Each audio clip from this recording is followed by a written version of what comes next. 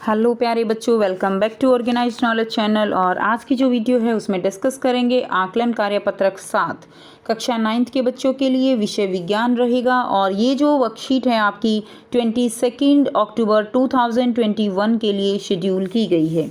आज की जो वर्कशीट है प्यारे बच्चों, उसमें आपका जो चैप्टर 8 है, चैप्टर 8 उसका आपका टेस्ट होने वाला है, जिस चैप्टर का नाम है गति। और काफ़ी बच्चों को ये चैप्टर जो है मुश्किल लगता है, लेकिन अगर आप कॉन्सेप्ट से समझते हो तो ये चैप्टर आपका बहुत आसान है। और आज इस वर्कशीट के थ्रू आपको पता चलेगा कि आपको ये चैप्टर कितना समझ आया है, कितना अच्छे से आप इसके न्यूमेरिकल्स को सॉल्व करते हो विद कॉन्सेप्ट। सो वर्कशीट शुरू करने से पहले प्लीज़ चैनल को सब्सक्राइब कर लीजिए जल्दी से, और बेल आइकन को भी प्रेस कर लो ताकि आपको आने वाली वीडियोस की नोटिफिकेशन वो समय से मिल जाए। सो देखिए आज की वर्कशीट में क्या दिया गया है। फर्स्ट क्वेश्चन आपको दिया गया है, दिए गए वीटी ग्राफ से यह अनुमान लगाया जा सकता है कि वस्तु, अब ये आपको वीटी ग्राफ दिया गया है, इसमें आपको बताना है कि ये जो वस्तु का लिए ग्राफ दिया गया है, इसमें वस्तु एक समान गति में है, बी विराम अवस्था में है, सी असमान गति में है, या डी एक समान त्वरण के साथ गति कर रही है। तो इसमें आपका जो आंसर हो जाएगा वो ए आंसर हो जाएगा, एक समान गति में है। मेरे बताने से पहले ही बच्चों आप अपना आंसर कमेंट कीजिए या वीडियो पॉज करके सॉल्व करने की कोशिश कीजिए, तभी आपके लिए ये वीडियो बेनिफिशियल रहेगा। सेकंड क्वेश्चन देखिए, तो फर्स्ट का आंसर हमारा ए हो गया। सेकंड क्वेश्चन है, किसी वस्तु का वेग समय ग्राफ नीचे दिया गया है, यह क्या प्रदर्शित करता है। तो आप समझ सकते हो कि देखिए ये वस्तु का वेग है, ये वस्तु का समय दिया गया है। अब जो ग्राफ है वो कुछ इस तरह से है, नीचे की तरफ इसका ढलान है, और वेग समय ग्राफ जब होता है और उसमें इस तरह से ढलान होता है तो वो मंदन के लिए ग्राफ होता है। तो कुछ भी यहाँ पर सोचने की ज़रूरत नहीं है, एक समान मंदन जो है इसका आंसर हो जाएगा, सी जो है इसका आंसर हो जाएगा। क्लियर है। क्वेश्चन नंबर 3 दिया गया है, वस्तु के वेग समय ग्राफ का ढलान जो है वो क्या दर्शाता है। वेग समय ग्राफ का ढलान ऐसे भी हो सकता है, वेग समय ग्राफ का ढलान ऐसे भी हो सकता है, लेकिन ये क्या दर्शाता है। ऑप्शन ए दूरी है, विस्थापन है, सी त्वरण है, या डी चाल है। तो इसका आंसर आपका हो जाएगा, ये जो है आपके लिए त्वरण होगा, सी जो है इसका आंसर हो जाएगा। क्लियर है, तो इसका आंसर आपका सी रहेगा। नेक्स्ट देखिए, क्वेश्चन नंबर 4 आपको दिया गया है, इसको हम क्लियर करेंगे, आप वीडियो पॉज करके ये आंसर कर सकते हो। क्वेश्चन नंबर 4 आपको दिया गया है, गतिमान वस्तु के लिए निम्नलिखित में से कौन शून्य हो सकता है। तो कोई भी वस्तु जब गति करती है तो कौन जो है शून्य होता है। औसत वेग शून्य होता है, तय की गई दूरी, औसत चाल गति, विस्थापन। तो यहाँ पर आपको ऑप्शन जो है दिए गए हैं कि इनमें से कौन सा शून्य होगा, एक भी हो सकता है, ज़्यादा भी हो सकते हैं। तो सबसे जो इम्पोर्टेंट बात यहाँ पर है, शून्य जो है, दूरी का तो मतलब ही नहीं है कि वो शून्य हो जाए, ठीक है। औसत चाल गति का भी मतलब नहीं है। विस्थापन हमने पढ़ा था कि इस तरह से अगर एक वस्तु उत्तर दिशा में जा रही है, उतनी ही उसने दक्षिण दिशा में दूरी तय करी, ठीक है, तो डायरेक्शन उल्टी हो गई, तो इसीलिए विस्थापन क्या हो जाता है, 0। तो विस्थापन जो है वो क्या हो जाएगा, विस्थापन जो है हमारा शून्य हो सकता है। अब हम औसत वेग की बात करें तो औसत वेग जो है वो शून्य कब होता है, जब कोई भी वस्तु सर्कुलर पाथ में होती है, ठीक है। कोई भी वस्तु जब सर्कुलर पाथ में गोल गोल घूम रही है तो उसका औसत वेग जो है वो शून्य हो जाता है। क्लियर है। तो यहाँ पर हमारा जो आंसर है वो फर्स्ट एंड फोर्थ आंसर आपका बिल्कुल ठीक रहेगा, लेकिन यहाँ पर ऑप्शन ही नहीं दिया गया है।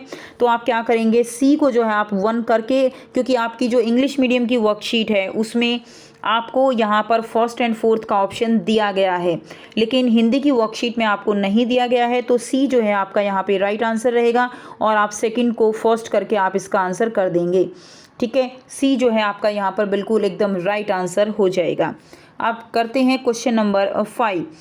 एक कार 10 सेकंड में अपनी गति 18 किलोमीटर प्रति घंटा से बढ़कर 27 किलोमीटर प्रति घंटा कर देती है, इसका त्वरण आपको बताना है। तो कार जो है 10 सेकंड में अपनी गति 18 से 27 कर देती है, इसका त्वरण निकालना है। बहुत ही आसान सा जो है ये क्वेश्चन है, बहुत ही आसानी से आप इसको कर सकते हो। देखिए यहाँ पे त्वरण का फॉर्मूला हम लिखेंगे, ए जो है, ए का फॉर्मूला क्या होता है, ए का फॉर्मूला होता है v माइनस यू बटे में t।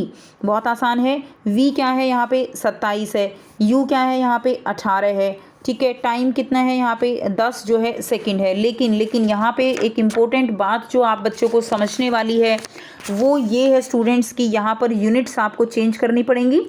यहाँ पर जो यूनिट्स दी गई हैं ये किलोमीटर प्रति घंटा है और यहाँ पे सेकंड, तो हम इसको यहाँ पे मीटर प्रति सेकंड में चेंज कर लेंगे, जिसका बहुत ही आसान सा तरीका है कि इसको हम इस तरह से 5/18 से भाग कर देते हैं, गुणा कर देते हैं। ठीक है। और बटे में क्या है हमारा, बटे में जो है हमारा टाइम है। क्लियर। तो इस तरह से करने से आपका जो है यूनिट्स चेंज हो जाएंगी। बहुत ही एक डायरेक्ट ट्रिक है ये। जब आपको किलोमीटर प्रति घंटा को मीटर प्रति सेकंड में चेंज करना हो तो उसको 5/18 से गुणा कर दीजिए। अब यहाँ पे 27 में से 18 घटा दीजिए, 9 आ जाएगा। 9 और बटे में 10 गुणा में जो है आपका आ जाएगा यहाँ पे 5 और 18। ठीक है। अब इसको काट दीजिए, 9 दूनी 18 और यहाँ से आपका आ जाएगा 5 दूनी 10 हो गया और 9 दूनी 18 हो गया। तो 1/4 आ जाएगा और 1/4 का मतलब है 0.25 मीटर पर सेकंड स्क्वायर। हमने त्वरण निकाला है, त्वरण की इकाई जो है पर सेकंड स्क्वायर में होती है, तो डी जो है हमारा इसका बिल्कुल राइट आंसर हो जाएगा।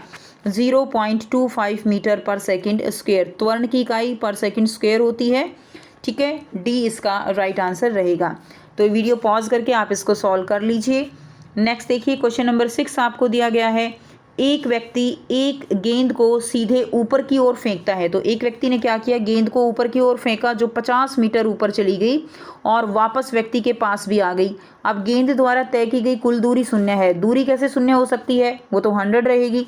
दूसरा, गेंद का विस्थापन शून्य है। बिल्कुल आंख बंद करके आप इसका आंसर दे सकते हो। अभी हमने समझा गेंद का विस्थापन जो है यहाँ पर शून्य हो जाएगा क्योंकि डायरेक्शन, दिशा बदल गई। तो बी जो है बच्चों इसका आंसर हो जाएगा। ठीक है। क्वेश्चन नंबर 6 का आंसर रहेगा बी।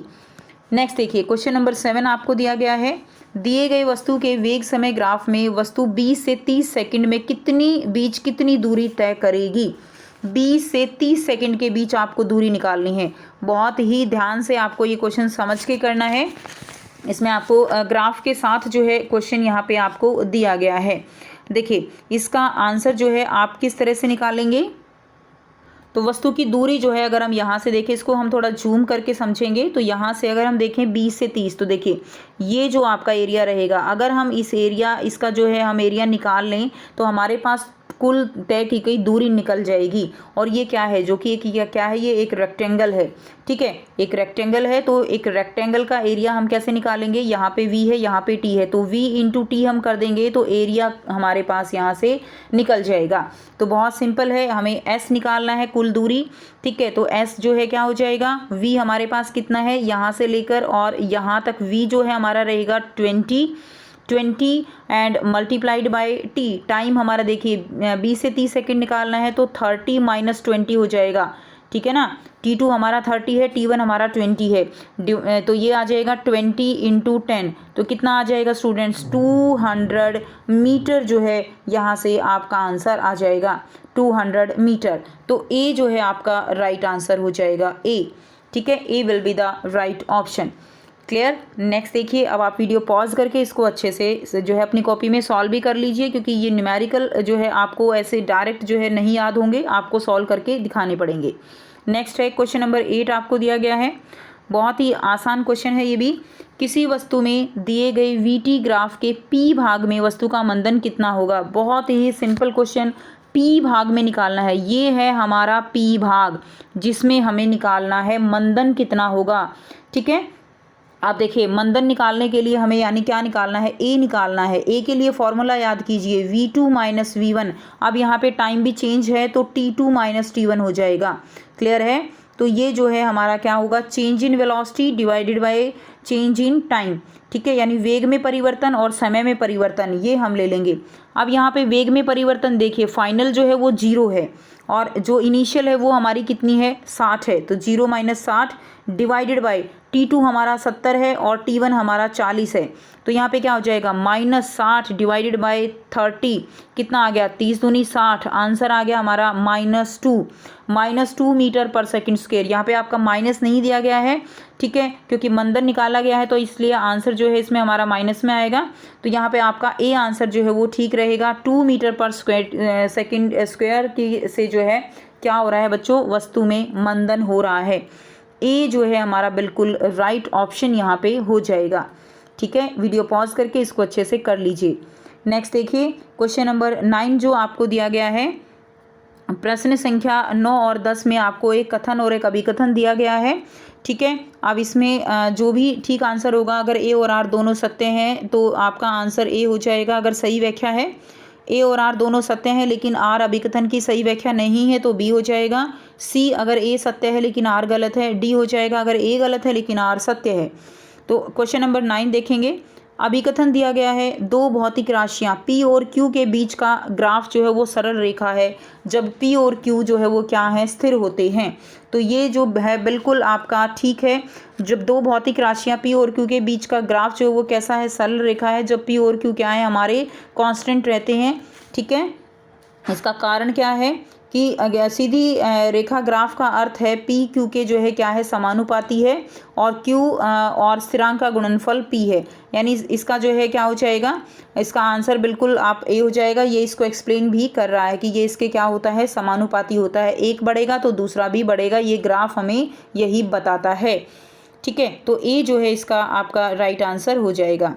क्वेश्चन नंबर 10 है, अभिकथन है, त्वरण एक सदिश राशि है। सदिश राशि यानी जो दिशा के साथ होती हैं वो सदिश राशि होती हैं। कारण क्या दिया गया है, त्वरण का परिमाण और दिशा दोनों होते हैं, इसीलिए दिशा होती है, इसीलिए ये सदिश राशि है। तो इसका आंसर भी आपका ए हो जाएगा क्योंकि दोनों ही ठीक हैं और दोनों ही जो है ठीक होने के साथ साथ जो कारण है वो अभिकथन को एक्सप्लेन भी कर रहा है। ठीक है, तो ये आपका आंसर बिल्कुल राइट हो जाएगा। तो ये थी आपकी आज की साइंस की असेसमेंट वर्कशीट। आई होप सभी बच्चों को ये क्लियर है। फिर भी कोई डाउट है प्यारे बच्चों आप पूछ सकते हो। वीडियो अच्छी लगी तो प्लीज़ लाइक कर दीजिए, शेयर कर दीजिए और चैनल को सब्सक्राइब कर दीजिए। So thanks for watching. मिलते हैं नेक्स्ट वीडियो में नेक्स्ट वर्कशीट के साथ। Take care, bye bye.